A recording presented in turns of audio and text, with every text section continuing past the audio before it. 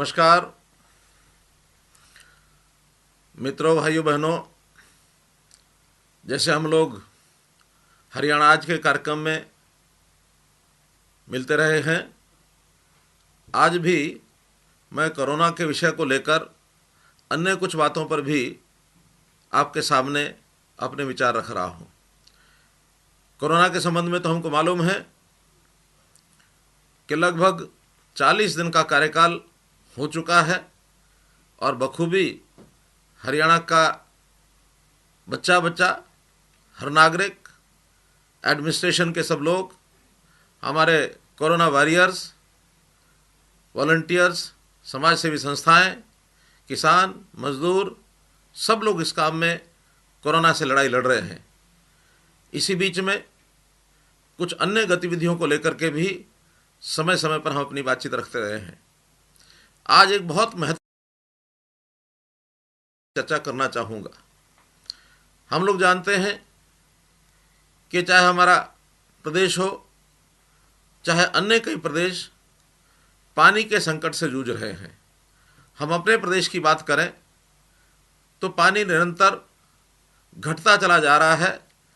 खास करके ज़मीन का जो पानी है उसका लेवल कम होता जा रहा है। और जब हम ध्यान करते हैं तो पानी का उपयोग भी हम कुछ कम सोच समझ करके करते हैं। सोचे समझे बिना पानी का ज़्यादा उपयोग करना इस समस्या को और आगे बढ़ा रहा है। कुछ इलाका हरियाणा में ऐसा है जिसको हम डार्क जोन कहने लग गए हैं। वहाँ का पानी का लेवल पिछले 20 वर्षों में निरंतर नीचे जाता जा रहा है। अगर मैं आंकड़ों में बात करूं तो हरियाणा के 36 ब्लॉक ऐसे हैं जो पिछले 12 वर्ष में दुगना गहराई तक पानी चला गया है।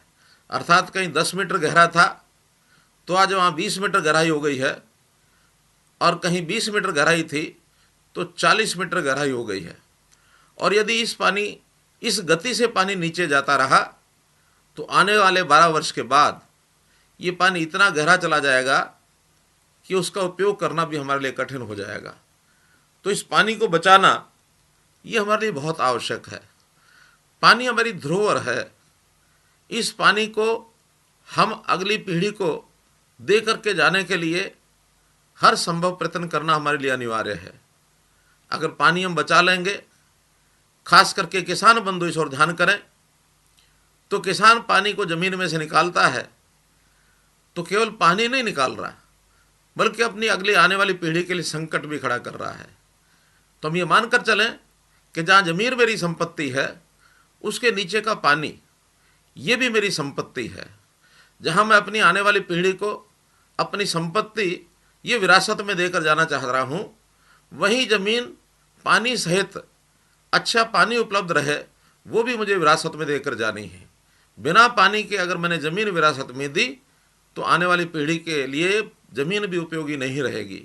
इसलिए हम एक कार्यक्रम का आज घोषणा कर रहे हैं कि मेरा पानी मेरी विरासत, मेरी ज़मीन का जो पानी है वो भी विरासत है अपनी अगली पीढ़ी को देकर जाने के लिए। तो इस योजना के अंतर्गत एक योजना बनाई गई है किसानों के लिए कि हम इस सीज़न में जो धान बोने वाले किसान हैं, हरियाणा के कुछ क्षेत्र में जहाँ पानी की गहराई बहुत ज़्यादा हो गई है, धान न बोएं।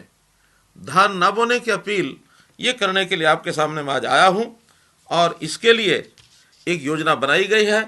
इस योजना का मैं आपके सामने विस्तार से बताना चाहता हूँ। उसमें ऐसे हमने पहले चरण में हरियाणा के वो ब्लॉक छांटे हैं जहाँ पानी की गहराई 40 मीटर से ज़्यादा हो गई है, और उसमें ऐसे 19 ब्लॉक आते हैं हरियाणा के जहाँ 40 मीटर से ज़्यादा की गहराई है। लेकिन 11 ब्लॉक ऐसे हैं जिसमें धान नहीं होता है। सामान्यतया दक्षिण हरियाणा के वो ब्लॉक हैं। 8 ब्लॉक ऐसे हैं जहाँ पानी 40 मीटर से ज़्यादा गहरा है और धान की वहाँ बिजाई होती है। ऐसे ही वो क्षेत्र भी इसमें शामिल किए हैं जहाँ पावर का जो हमारा लोड है, जो हम पंप हाउस लगाते हैं, उसकी जो हॉर्स पावर है 50 हॉर्स पावर से ऊपर ऐसा जो क्षेत्र है वहाँ भी हम धान के ऐसे किसानों को आग्रह करते हैं कि उसमें धान, मैं ऐसा नहीं कहता कि मत बोएं, जितना पहले हम बुआई करते हैं उसका 50% इस बार हम धान बोएंगे, अर्थात 50% भी हम पानी छोड़ते हैं, धान छोड़ते हैं, उसमें पानी की मात्रा कुछ बचती है। और मेरा विश्वास है कि आने वाले वर्षों में वहाँ पानी का लेवल निश्चित रूप से ऊपर उठ जाएगा। अब इन 50% जो धान की बुआई नहीं करेंगे, वहाँ बुआई के लिए अन्य फसलों का विकल्प भी हमारे पास है। हम अन्य फसलें विकल्प के रूप में बोएं, चाहे उसमें मक्का की फसल है, वहाँ पर हम लोग दालें भी बो सकते हैं, अरहर है, बैसाखी मूंग है, उड़द हम बो सकते हैं। कुछ इलाकों में कपास की खेती होती है, कहीं कहीं पर हम सब्जियां और बागवानी ये भी कर सकते हैं, और साथ में कहीं तिल की खेती ये भी हो सकती है। तो इन सब फसलों के लिए हमको अपने योजना बनाकर और फसलों का विविधीकरण ये करना चाहिए। इन फसलों के विविधीकरण करने से निश्चित रूप से हम हिसाब लगाएंगे कि हमको कितना लाभ किस फसल में होता है। मेरा निवेदन है कि हम पैसों के हिसाब किताब में गणने में अगर लगेंगे तो हमारा जो मूल उद्देश्य है उससे हम भटक जाएंगे। अर्थात हम अपनी पीढ़ी को विरासत में ज़मीन के साथ पानी भी देकर जाना चाहते हैं, तो उसका हिसाब किताब ठीक लगाना चाहिए, लेकिन इतने ज़्यादा उसमें ना घुल मिल जाए, इतने गहरे ना उतर जाए कि हम अपना असली उद्देश्य भूल जाएं। इसका हिसाब लगाने के लिए हमने एक योजना बनाई है कि जो बंधु अपनी निश्चित मात्रा में छोड़ते हैं, अपना धान बोना छोड़ते हैं, तो हम उनको घोषणा करते हैं कि 7,000 रुपया प्रति एकड़ ये हम इस सीज़न में धान न बोने की एवज में और जो फाइनेंशियल प्रोत्साहन राशि के रूप में ये दिया जाएगा। इसके साथ उनकी प्रोक्योरमेंट, खास करके मक्का और दालें, इनकी प्रोक्योरमेंट ये हम निश्चित रूप से करेंगे, इसकी गारंटी दी जाती है, क्योंकि मक्का इसकी प्रोक्योरमेंट करना आवश्यक है, बड़ी मात्रा में ये होगा। दालें भी बहुत कम मात्रा में होती हैं, जितनी भी होंगी उसकी प्रोक्योरमेंट ये हम अवश्य करेंगे। न्यूनतम समर्थन मूल्य पर उनकी प्रोक्योरमेंट की जाएगी। मक्का बिजाई के लिए मशीनीकरण, कृषि के वो यंत्र जो बिजाई के काम आते हैं, उनका भी हम व्यवस्था करेंगे, उपलब्ध कराई जाएगी। साथ ही ड्रायर, मक्का ड्रायर की व्यवस्था संबंधित मंडियों में ये हम कराएंगे। धान की वैकल्पिक फसल उगाने पर, यानी जो धान छोड़कर दूसरी फसलें उगाते हैं, वो यदि माइक्रो इरिगेशन, ड्रिप सिंचाई, इसकी व्यवस्था करते हैं तो उन्हें भी 85% की ये सब्सिडी अर्थात अनुदान राशि ये भी दी जाएगी। मक्का बिजाई करने वालों को अच्छा बीज मिले, इसके लिए 5-6 सिंगल क्रॉस ज़्यादा प्रोडक्टिविटी वाले मक्का के बीज ये भी उपलब्ध कराने के लिए कुछ कंपनियों को सूचीबद्ध किया जाएगा। फसल के इस विविधीकरण कार्यक्रम को लोगों को जानकारी मिले, इसकी सूचना, शिक्षा, संचार अर्थात इसका प्रचार करने का काम भी ये किया जाएगा, और एक वेब पोर्टल ये भी उपलब्ध कराया जाएगा जिस पर हम अपनी आने वाली कठिनाइयों को हल करने के लिए जानकारी दे सकें। इस सारे के लिए पूरे क्षेत्र में अच्छी पैदावार मिल सके, इसके लिए कुछ एग्जीबिशन प्लॉट्स ये भी बनाए जाएंगे ताकि हम लोग उसका लाभ ले सकें। हाँ, यदि इन ब्लॉक में कहीं पर किसी गांव में अथवा किसी क्षेत्र के अंदर पानी 35 मीटर से ऊपर है, ऐसे किसान धान बुआई के लिए मंजूरी ले सकते हैं। उनको किसी प्रकार से कोई कठिनाई नहीं आने देंगे, वो धान की बुआई कर सकते हैं। और अन्य यदि जो हमारे ये ब्लॉक हैं, इन ब्लॉक के अलावा जहाँ हमने इसकी सूचना जो ब्लॉक्स की दे रहे हैं, उसके अलावा बाकी ब्लॉक्स के भी किसान धान छोड़ना चाहते हैं तो पूर्व में सूचना देकर के प्रोत्साहन राशि के लिए आवेदन कर सकते हैं, उनको भी दिया जाएगा।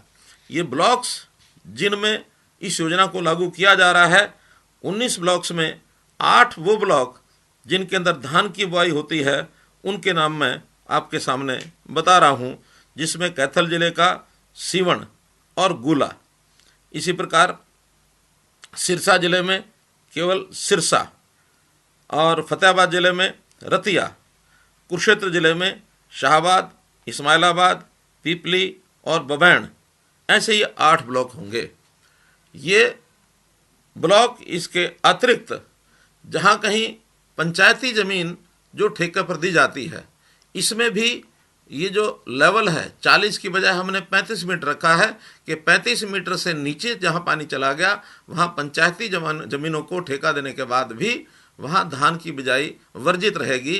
ऐसे जो 5 ब्लॉक हैं जिनमें इसका प्रभाव पड़ेगा, पेहवा ब्लॉक, जाखल ब्लॉक, पटौदी, फतेहाबाद और थानेसर, ऐसे ये 5 अन्य ब्लॉक हैं जहाँ पंचायती ज़मीन के ऊपर धान की बिजाई करना ये मना रहेगा। ऐसा जो प्रोत्साहन राशि है जहाँ पंचायती ज़मीन है वो राशि पंचायतों की दी जाएगी, ताकि पंचायत यदि कम राशि भी उनको अपने कॉन्ट्रैक्ट में मिलती है उसके कारण से उनकी जो क्षतिपूर्ति है वो की जा सकती है। मित्रों, मैं पुनः इस बात को उसी प्रकार से रखूँगा कि ये योजना केवल इसलिए बनाई जा रही है कि हम आने वाली पीढ़ी को पानी जो है भरपूर मात्रा में छोड़ करके जाएं, अन्यथा पीढ़ी हमें आने वाली पीढ़ी भविष्य में वो निश्चित रूप से हमको कोसेगी कि पानी जो हमारे लिए छोड़कर नहीं गए। मेरा मानना है वास्तव में तो ये योजना 20 वर्ष पहले, 15 वर्ष पहले शुरू की जानी चाहिए थी, लेकिन किन्हीं भी कारणों से अगर नहीं शुरू हुई है तो भी अब हम इसको शुरू करें। हम पानी के जो प्रबंध कर रहे हैं उनमें हम इस योजना के माध्यम से हरियाणा का पानी बचाने की भरपूर कोशिश कर रहे हैं। वैसे हम अन्य राज्यों से भी अपने पानी का हिस्सा लेने के लिए बहुत सी योजनाएं बना रहे हैं, चाहे उसमें लखवार डैम हो, रेणुका डैम हो, किसाऊ डैम हो, और SYL की लड़ाई भी हमारी बराबर जारी है। इस अन्य प्रदेशों से पानी लेने की इस प्रक्रिया को हम और आगे बढ़ाएंगे ताकि हमारा किसान जो भी कोई कठिनाई है उसमें, उस दक्षिण हरियाणा का खास करके किसान उसमें और अधिक पानी प्राप्त करके और अपनी खेती को और ठीक प्रकार से कर सके। पीने का पानी अथवा उद्योग के लिए पानी, इसकी भी कमी ना आए, इसके लिए भी हम लगातार चिंतित हैं। इस नाते से मेरी अपील है कि आप धान का मोह छोड़कर और यदि अन्य फसलों को उगाएंगे और उसमें इस उद्देश्य की पूर्ति करेंगे तो एक बहुत बड़ा एक योग्य सफल ये काम होगा। पिछले साल हमने इस योजना की घोषणा की थी, प्रधानमंत्री जी ने स्वयं इसकी प्रशंसा की थी, और मैं मानता हूं कि प्रधानमंत्री जी के बहुत दिल के निकट ये विषय है कि हम किस प्रकार से पानी बचाएं। बहुत सी अन्य योजनाएं केंद्र सरकार की ओर से भी जारी की गई हैं, तो उसी में एक इस योजना का लाभ हमको लेना चाहिए और देश में अपना काम ये बढ़ाना चाहिए आगे। एक अन्य विषय जो आजकल, पिछली बार भी मैंने कहा था, प्रोक्योरमेंट है। उस प्रोक्योरमेंट में बहुत अच्छा काम पूरे क्षेत्र में चल रहा है। 1800 गेहूं की मंडियां और लगभग 200 से ऊपर सरसों की मंडियां, उनमें सफलतापूर्वक प्रोक्योरमेंट हो रही है।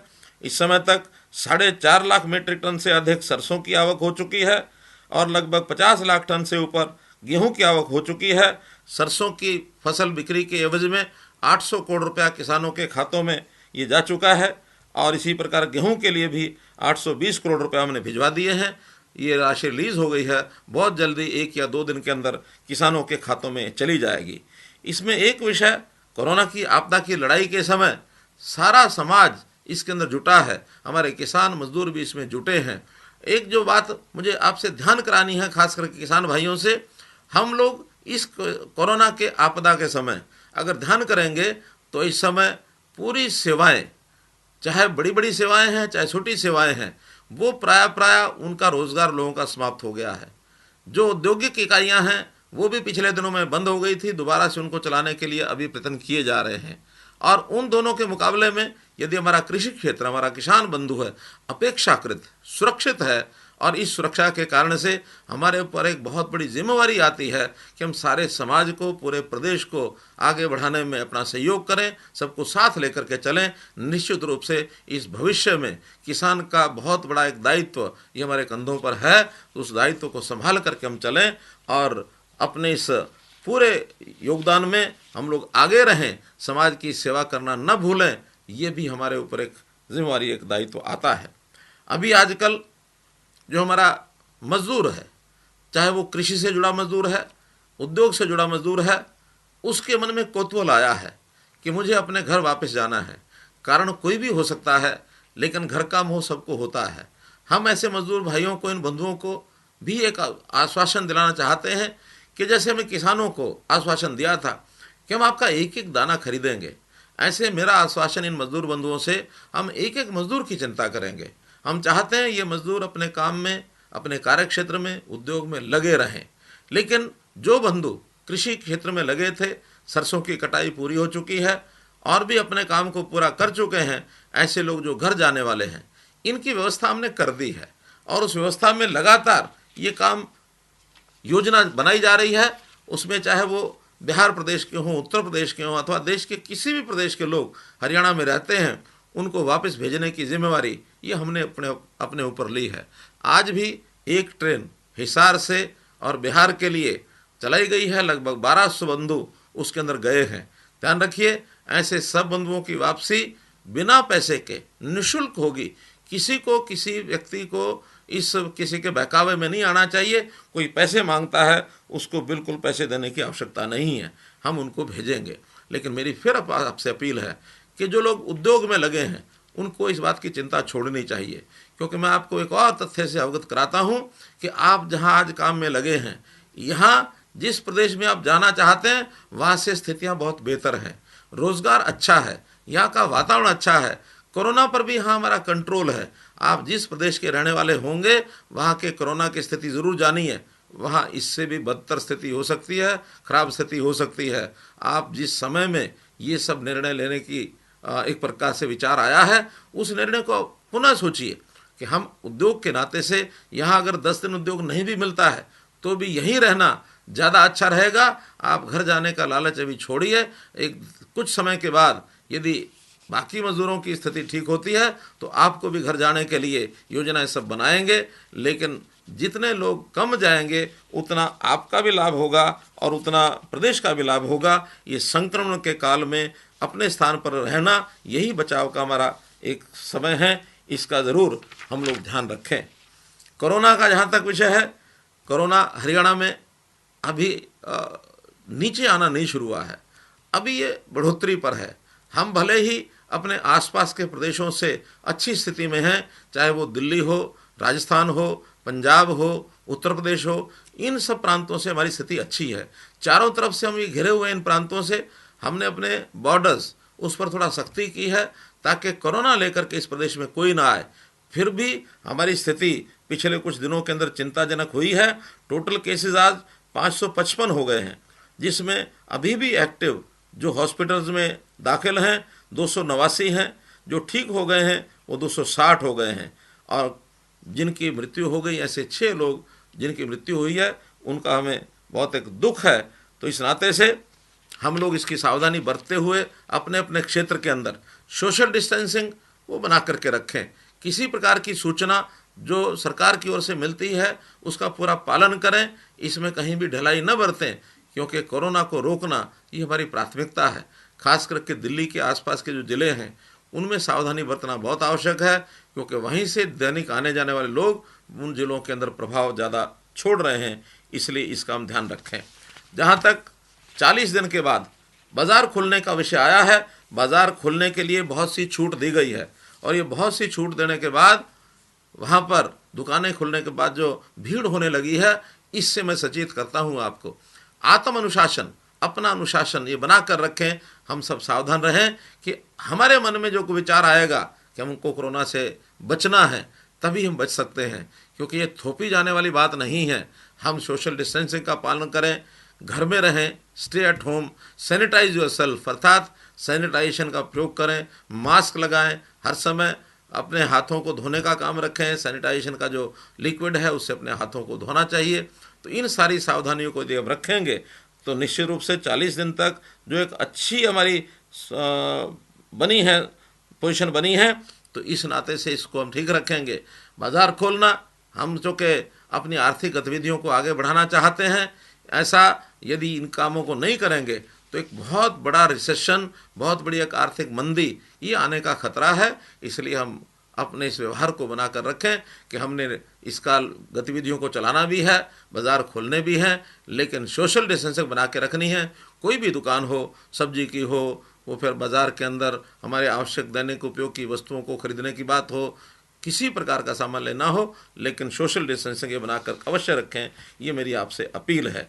एक जानकारी के लिए, अभी हमारे जो होम सेक्रेटरी केंद्र सरकार, उन लोगों ने हमको एक चीज़ की जानकारी दी है कि देश भर में एक योजना बनाई गई है कि जो 4000 कैदी, सारे देश भर में तो बहुत बड़ी संख्या है, लेकिन हरियाणा प्रांत में 4000 जो कैदी हैं जिनको पैरोल या अंतरिम जमानत ये मार्च में दी गई थी, उनको रिहा किया गया था। इनकी पैरोल की अवधि जो पहले जितनी भी अवधि उनकी थी उसको आगे 5 सप्ताह के लिए और बढ़ाया गया है।